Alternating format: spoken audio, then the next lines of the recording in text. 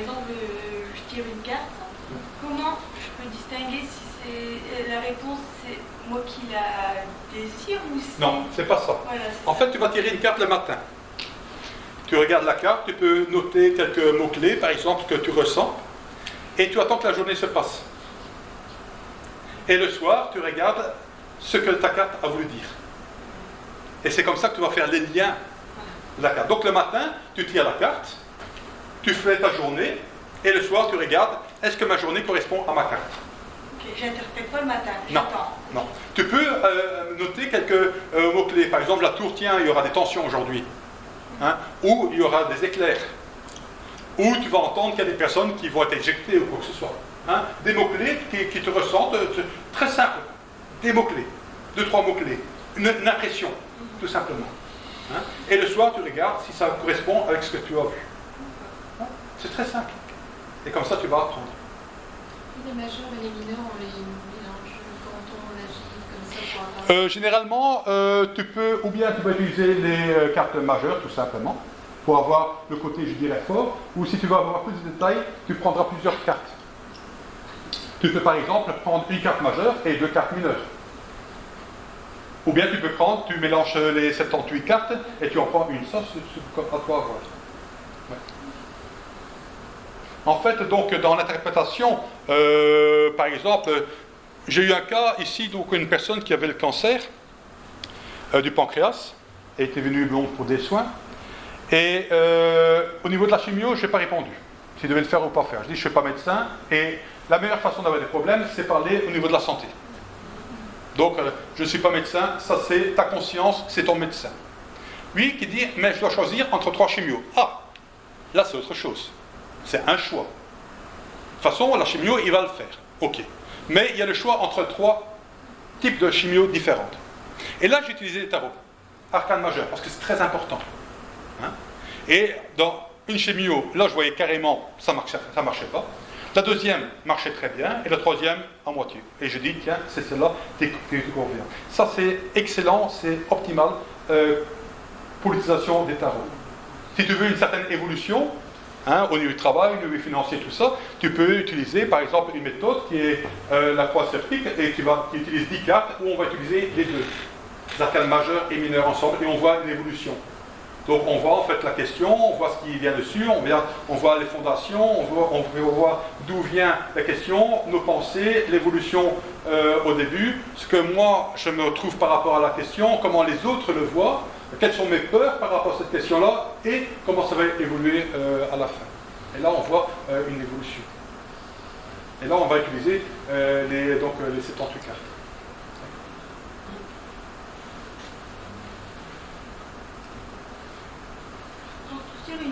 Quand on fait un tirage pour quelqu'un, c'est nous qui tirons la carte ou oui. C'est nous? Non, c'est la personne. En fait, c'est moi qui vais mélanger les cartes. Je ne les brasse pas. Donc, généralement, parfois on dit, tiens, les cartes droites ou les cartes renversées. Moi, je pars du principe que les cartes parlent d'eux-mêmes. Donc, je n'ai pas besoin d'avoir des cartes qui sont renversées. Donc, je fais en sorte que les cartes sont bien dans leur ordre. Donc, c'est moi qui vais mélanger les cartes. Donc, je ne les brasse pas, je les mélange. Hein, je les ouvre et la personne va choisir les cartes. Pourquoi? Parce que la carte qui va être choisie va être chargée de son énergie par rapport à la question qu'elle pose. C'est pour ça qu'il faut bien, lorsque la personne va choisir la carte, elle doit bien réfléchir sur la question qu'elle pose. C'est-à-dire si elle pense, si elle veut poser une question sur son travail et au moment où elle va choisir les cartes, elle pense à son petit-fils, ben les cartes vont répondre sur le petit-fils et pas sur le travail. Tu comprends? Mais à partir du moment où elle a bien réfléchi, s'est bien concentrée sur la carte, ben la carte est chargée. Donc je prends contact avec la carte, ça fait un ressenti par rapport à l'énergie et le savoir-être. Sans être médium, encore une fois. Hein, c'est à la portée de tout le monde. Et quand on prend la carte, c'est de main droite ou main gauche ou n'importe Moi, pour moi, personnellement, l'univers est plus puissant que ma main droite ou ma main gauche. Je parle du principe de la synchronicité. En fait, d'où vient la main gauche, la main droite? On dit généralement de prendre les cartes par la main gauche parce que le côté intuitif, le ressenti, le côté du cœur. Et si on prend avec la main droite, c'est plutôt rationnel. Le seul problème que personnellement j'ai, et c'est un problème dû à moi-même, c'est que j'aime pas qu'on prenne les cartes avec les deux mains en même temps. Je mets énormément de respect dans ce travail. Hein, il y a 20 ans d'expérience que j'ai derrière. Je sais la valeur de cela. Et je demande aussi que les personnes donnent la valeur lorsqu'ils choisissent des cartes. Donc prendre deux cartes, ça me dérange. Hein, on choisit main gauche, main droite, ça ne me dérange pas. Hein, voilà. Donc pour moi, il n'y a aucune différence la main gauche, la main droite. Absolument pas.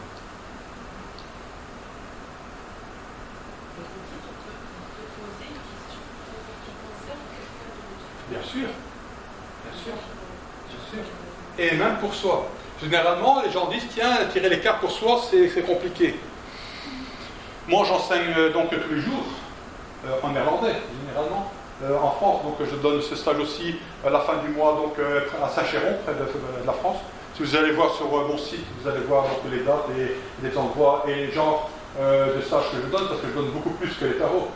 Hein, donc, j'enseigne le pendule, les tarots, le petit Lenormand, le Béline, les runes, les fleurs de Bach, le Rinji Jutsu, la purification de la personne, l'habitat et des situations. Voilà, donc peut-être encore une autre. Ah, les pentacles que je donne aussi. Donc en fait, donc, je donne beaucoup de choses. Donc aujourd'hui, c'est uniquement sur les tarots. Mais... Non. Et lorsque j'enseigne, on utilise aussi vos propres cartes. Donc si vous suivez le stage, c'est vos propres cartes qu'on va interpréter. Ce ne sont pas des exercices prédéfinis. On pose une question, suivant une situation, on va tirer nos propres cartes, on les projette et on les étudie. Donc, pour quelqu'un d'autre, oui, absolument, bien sûr. Même par téléphone, pas de problème. Par exemple, j'utilise les tarots sur énormément de choses. Lorsque je vais faire un pentacle c'est une protection. Hein, j'utilise le tarot pour savoir l'effet du pentacle. Lorsque je fais une purification, pour savoir si la maison est vraiment bien purifiée, libérée de tout ce qui est, même au niveau autre que la maison elle-même, donc encore au niveau astral, ben c'est les tarots qui vont me dire qu'est-ce qu'il y a encore, qu'est-ce que je dois encore faire. Et je vais travailler jusqu'à ce que 4 cartes soient parfaites, libérées de toute intrusion ou de toute saloperie. Autrement, j'ai déjà terminé une demi-heure à l'avance.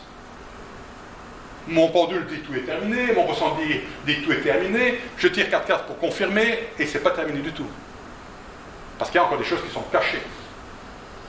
Et là, je vais travailler jusqu'à ce que les cartes disent, voilà, maintenant, c'est OK. Maintenant, tu as fait ce dont tu étais capable de faire. Je ne vais pas dire que tout est terminé, mais ce dont toi tu es capable de faire, à ton niveau, c'est OK. Ouais. Les tarots, c'est vraiment quelque chose de magnifique. C'est un beau cadeau, cette connaissance. Est-ce que vous pouvez donner un exemple de quelqu'un qui vous a consulté, que vous avez pu aider, guider? Ben, déjà, la personne avec son cancer. En fait, donc, il y avait donc, le cancer du pancréas, avec donc sur le foie, donc comment on dit ça, métastase, oui, sur le foie. On n'a pas voulu lui dire combien de temps il y avait encore à vivre, donc on lui disait encore 2 mois. Hein? Bon, il est venu, j'ai tiré les cartes au début, donc les cartes étaient positives. Il est venu donc pour des soins, hein, pendant 6 mois, hein, quand même, toutes les semaines. Une fois de Reiki à distance, avant sa chimio, après sa chimio de Rinji Jutsu, hein, jusqu'au moment où la métastase est disparue, et ils ont su l'opérer. Hein, donc, et c'est le tarot qui nous a dit comment faire, et que c'était possible. Maintenant, il y a une rechute, ailleurs, bien entendu, ben, ils l'ont opéré. Ils lui ont enlevé la rate, ils lui ont enlevé une partie du pancréas, ils lui ont enlevé donc, la vésicule biliaire, ils lui ont coupé un morceau du foie. Hein. Prévention, hein. Prévention. Hein. Enfin, mais je ne suis pas docteur, je suis pas... Donc, ils font ce qu'ils pensent devoir faire, et lui, il a accepté de le faire. Donc, c'est OK. Maintenant, il y a une rechute et on va continuer à travailler. Et j'ai retiré les cartes dessus, et j'y crois. Parce que les cartes sont positives, à ce niveau-là. Un autre exemple, personnel. Quelques années passées, avant de partir en congé, par rapport à un voyage, je tire les tarots. Ce n'était pas les tarots de Rider-Waite, c'était les Oslo-Zen. Je tire. Chaque carte donne des informations différentes. Le Béline, par exemple, va donner totalement d'autres informations que les tarots. le reptile normand va donner totalement d'autres informations que le Méline et les tarots. Les runes, encore d'autres informations. Donc, utiliser uniquement les tarots, ce n'est pas toujours suffisant. C'est bien par rapport aux questions qu'on pose. Donc, je voulais partir en congé. Je tire 4 cartes. Non, c'était avec les tarots à ce moment-là. C'était avec les tarots. Catastrophal. Enfin, franchement, on dit, oh là, bon, l'endroit n'est pas bon. Et tiens, je vais aller à un autre endroit. Je tire les cartes, même chose. Un autre endroit, les cartes, même chose. Je dis, ok, je ne suis pas parti en congé. L'année après, on ne va pas rester tout le temps à la maison.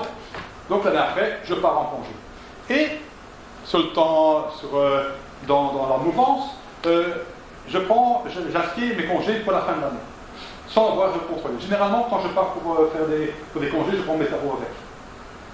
Et lorsqu'on me propose un endroit, je tire 4 cartes. Devant la personne, Je suis un homme libre. Au Colruyt, je prends mon pendule, parce que je dois choisir quelque chose. Ah ben, on est un homme libre ou pas? Il n'y a personne qui m'a fait une remarque, il n'y a personne qui a regardé bizarrement. Sauf à certains moments où on a voulu me vendre un appartement à Penchering. Où j'ai tiré les cartes aussi par rapport à ça. Où ils sont vraiment spécialisés pour, en fait, vous manipuler. Et là, je dis, je suis désolé. Je suis voyant, j'ai tiré les cartes et c'est catastrophique pour moi. Oui, mais non, je suis désolé. Les cartes m'ont dit mauvais. Donc, mauvais. Il n'a plus rien à se dire. Ah oui, parce que si je ne crois pas en ce que je vois, je dois arrêter mon métier. Automatiquement. Donc, pour revenir au congé. Donc, j'avais pris des congés pour la fin de l'année, et ça en était la fin de l'année, et partir en Égypte.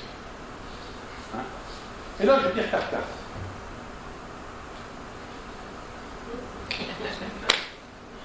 Catastrophal. Mais trop tard, Mes tickets étaient... Voilà. Qu'est-ce que ça peut être? Tout et n'importe quoi. Ça peut être 5 heures de retard d'avion. Ça peut être les valises qui sont disparues. Ça peut être je ne sais pas trop quoi. Mais ça a été que je suis revenu avec mes 2 mains dans le plâtre. Les deux. Ah oui, quand je fais quelque chose, je fais pas. Voilà. Tout simplement. Voilà. Les tarots ne mentent pas. Les tarots ne se trompent jamais. C'est la synchronicité. On ne peut que donner une mauvaise interprétation au tarot. C'est la seule chose. Et c'est nous qui le donnons, la mauvaise interprétation. C'est pour ça qu'on dit que c'est difficile de tirer les cartes pour quelqu'un qui est proche. Parce qu'on n'est pas neutre. Et on ne veut pas voir, généralement. Bon, ben moi, je vais quand même raconter, parce que bon, on s'est vu, ouais. Et puis on a parlé de beaucoup de choses, les cartes, et il m'a dit, fais gaffe, tu pars en vacances, attention à la justice. Tu vas avoir un excès de vitesse, il dit, tu fais attention, en excès de vitesse, tu aurais les mouvements régulateurs, j'ai tout respecté et tout ça, et puis au milieu des vacances, bêtement, à un rond-point qui avait au milieu du vide, qui n'avait pas de visibilité, j'arrive au rond-point à 40 à l'heure, j'étais engagé, quoi. Je vois une voiture de gendarmerie, j'accélère pour pas le gêner, quoi. Gyrophare et tout ça. 90 €. Voilà. Je me l'avais dit. Mais c'est vraiment le truc que. Bon, je veux dire, sinon, je me serais fait. Oui, mais sinon, ça serait encore pire. Hein. Oui, mais. Ah ouais, c'est clair. Tu me l'avais dit. Voilà, c'est comme ça. C'est pour ça qu'on est, par exemple, dans la justice, là, il faut vraiment faire très attention. Parce que le pourcentage d'être flashé, c'est x10. x10. Là où on n'a jamais, qu'on doit payer d'amende, ouais. On peut en avoir tous les 3 mois à partir de non, c'est clair. Alors qu'on n'en a jamais, généralement. Tout est énergie. On n'est pas nombreux, vous ne donneriez pas... Non. Non, mais vous pouvez venir chez moi si vous le désirez. Une question. Oui. Oui, non, aussi. Voilà, donc une séance, ça revient à 55 €. Et donc la durée, c'est à peu près 1 heure, 1 heure et demie. Ouais. Donc en fait, qu'est-ce qui se passe? On regarde d'abord donc, la numérologie. Donc, dans quel cycle vous trouvez, qu'est-ce que vous devez attendre de cette année. Hein. Puis, je regarde avec le petit Lenormand, en fait, qu'est-ce qui va se présenter entre une courte période jusqu'à 3 ans, parce que ça peut durer 3 ans avant que ça ressorte, hein, exactement. Hein, donc, les déménagements, le côté financier, le travail, le cœur, enfin, etc. Puis, je regarde, enfin, avant le petit Lenormand, je regarde avec les Bénines ce que vous en êtes. Hein, là, je vais avoir des informations très très concrètes, ce que vous avez déjà vécu, ou vous avez déjà travaillé, ou pas encore. Et puis je réponds aux questions avec donc les tarots et les runes. Hein, entre 1 heure et 1 heure et demie. Ça dépend. Et je regarde aussi, généralement aussi, les lignes de la main. Les lignes de la main. Mais au niveau du caractère. Donc, pour savoir si vous savez vous taire ou pas. Si vous savez garder un secret ou pas. Et, par exemple, si vous avez des dons, aussi, par exemple. Oui. C'était une question pratique. Oui. Je dirais, donc, la personne, si elle est malade ou elle a des mauvaises énergies, comment on nettoie les cartes? Comment on fait les Donc, en fait, pour nettoyer les cartes, c'est très simple.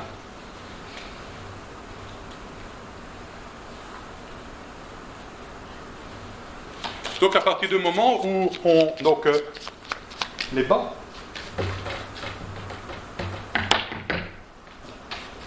je les décharge. Généralement, après chaque question, je les décharge de leur énergie, de leur information.